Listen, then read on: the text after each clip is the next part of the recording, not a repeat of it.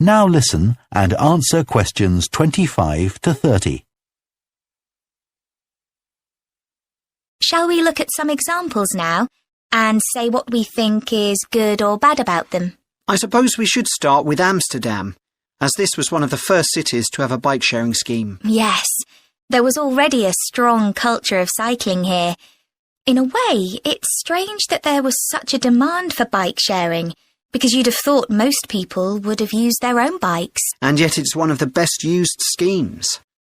Dublin's an interesting example of a success story.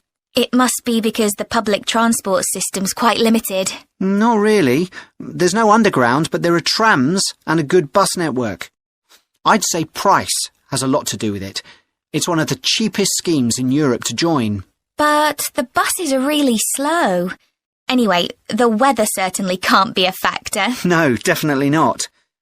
The London scheme's been quite successful. Yes, it's been a really good thing for the city. The bikes are popular and the whole system is well maintained, but it isn't expanding quickly enough. Basically, not enough's been spent on increasing the number of cycle lanes. Hopefully that'll change. Yes. Now, what about outside Europe?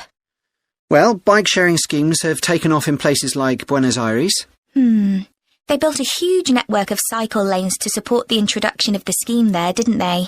It attracted huge numbers of cyclists where previously there were hardly any. An example of good planning. Absolutely. New York is a good example of how not to introduce a scheme.